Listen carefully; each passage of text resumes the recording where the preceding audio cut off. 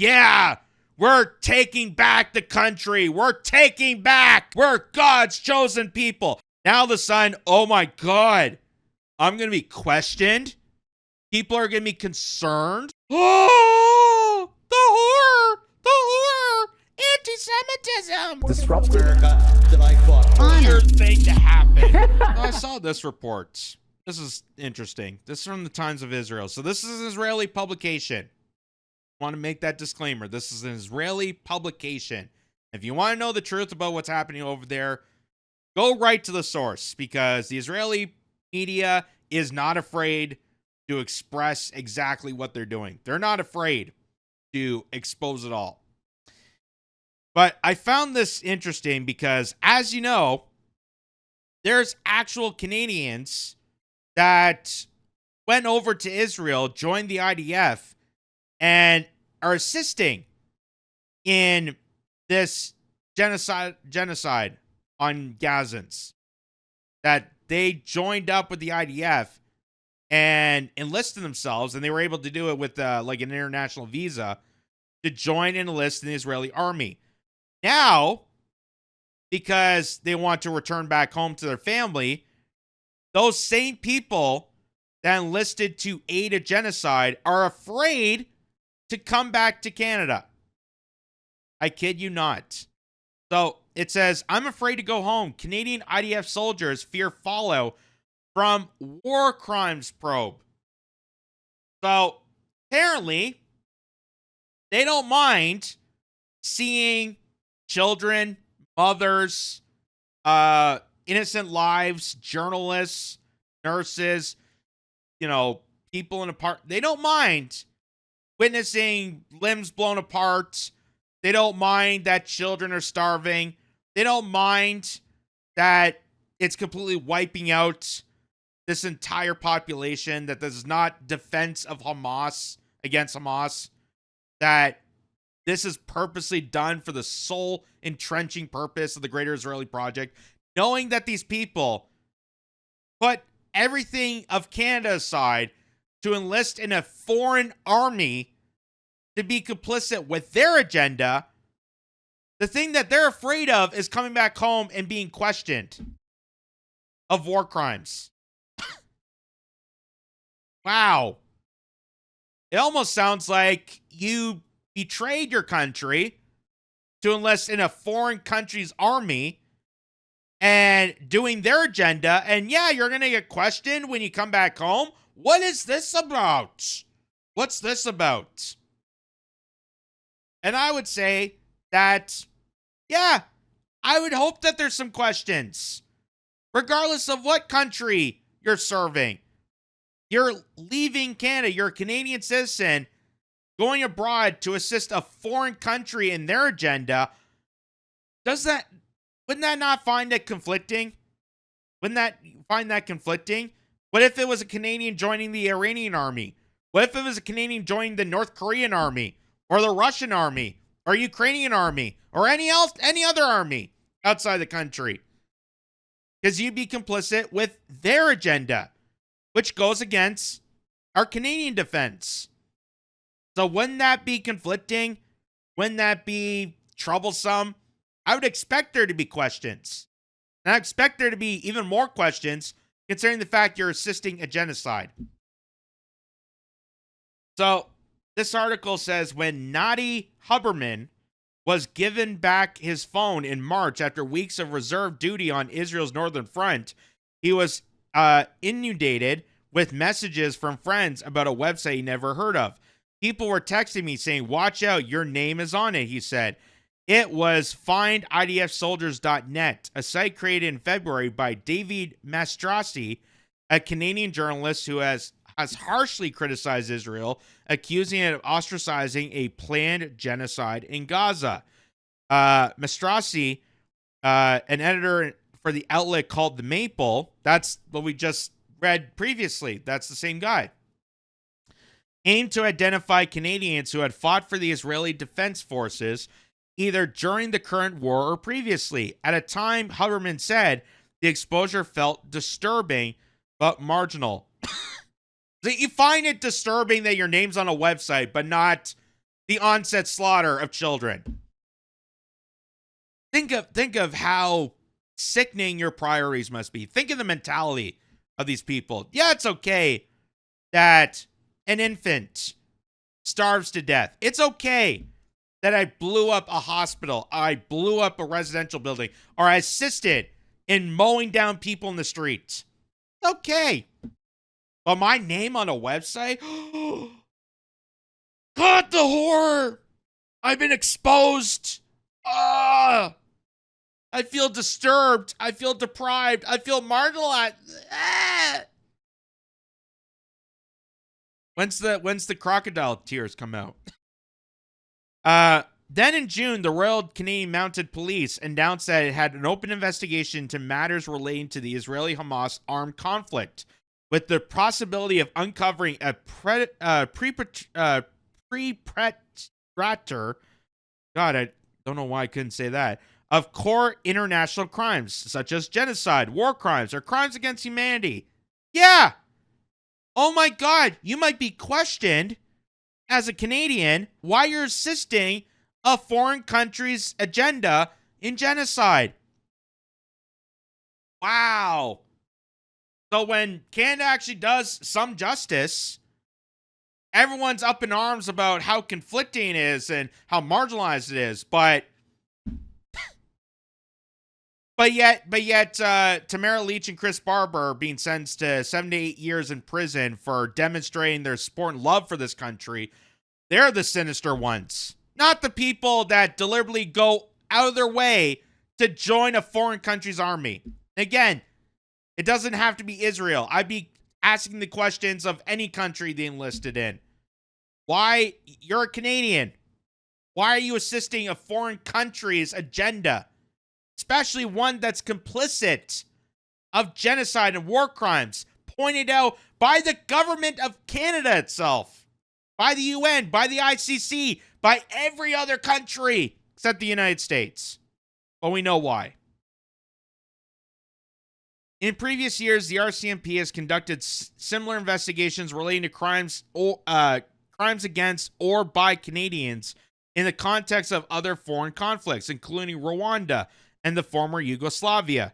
But this is the first time Canadian authorities have launched a war crimes-related probe connected to the Israeli-Palestinian conflict, a development that has generated particular anxiety within Canadians' Jewish community, which has documented a rise in anti-Semitism since the October 7th, 2020 attack.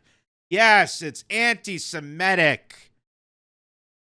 Of course, they're going to bring that up. Of course, it's the boy that cried wolf. And when there happens to be real attacks against Semites, like killing Palestinians, who many of them are Jewish, so you are actually conducting acts of anti-Semitism by mass slaughtering populations of Jewish people and beating up Jewish people within the state of Israel. But that gets completely washed away because two Canadians involved in a foreign country's agenda of genocide have to be questioned. Oh, that's anti-Semitic because you're questioning them? Because you're finding out why they're ditching Canada to resort to killing for another country. Another country. How crazy that is. The RCMP stated that its investigation wasn't focused on any community or group, but the Huberman and others, the target appeared clear. Canadian IDF soldiers. Oh my God. It was scary, said Huberman, a dual Canadian-Israeli citizen from Toronto. And a lot of us ask ourselves, is it safe for me to fly in Canada? Will I be arrested at the border? Another Canadian IDF reservist on the list, who preferred to be referred to as N because he feared legal consequences, decided not to take the chance. Born in Calgary, Alberta, N has spent nearly 300 days on reserve duty, mostly in Gaza, since the Hamas-led invasion of Israel on October 7, 2023. Now he and Huberman are part of a cohort of Canadian-Israeli soldiers grappling with the fallout of Ottawa's unprecedented probe. I just can't believe. I can't believe so much of this is just so, it's literally hysterical to note that the same government that applauded a Nazi twice in its parliament building, the same government that puts a statue in memory of legit Nazis. It's just so crazy that the Jewish community are more angry that Canada actually recognizes the lives of Palestinians, but they're not angry at legit Nazis that are living in the country.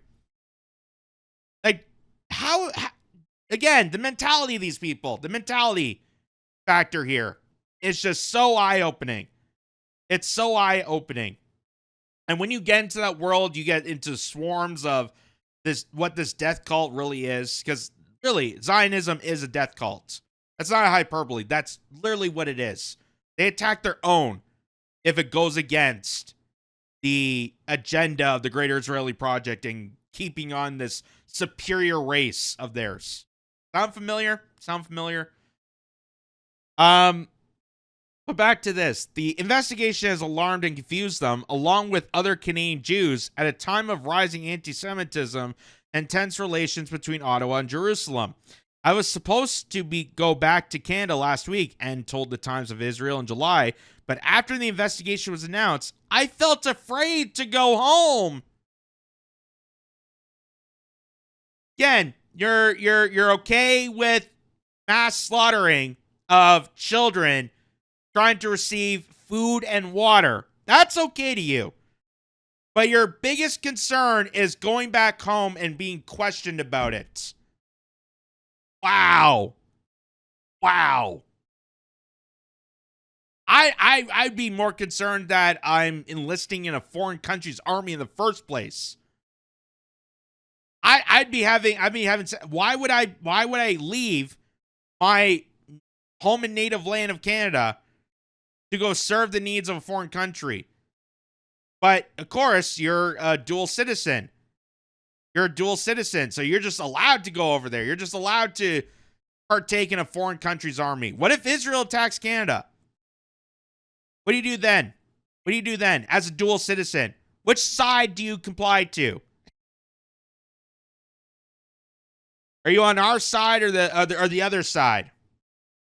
Because that's the same mentality. That's the same linguistic tricks that Zionists tried to play onto people. What side are you on? And they even say it to Jewish people that if you're not Zionist, then you're not a good enough Jew. Which, isn't that anti-Semitic? Anyway. The RCMP issued its sole statement on the matter of June 4th, saying it conducted a structural investigation gathering effort linked to Canada's Crimes Against Humanity and War Crimes Act. The agency said that the probe began in early of 2024 and is not a criminal investigation. As of the publication of the statement, no charges have been filed. The force added that the investigation is solely focused on collecting relevant information and does not target any group or community. So they're explaining to you that this is purely informational. That all you have to do is say, hey, I'm so-and-so, I'm a dual citizen, I went over to this country and did A, B, and C. I thought Zionists were proud. I thought they were proud people to, yeah, we're taking back the country. We're taking back. We're giving our homeland back. We're God's chosen people. I thought you guys were out loud and proud about this. Now all of a sudden, oh my God, I'm going to be questioned. People are going to be concerned. Oh, the horror. Anti-Semitism. Wow. That is just mind-blowing. That's just mind-blowing.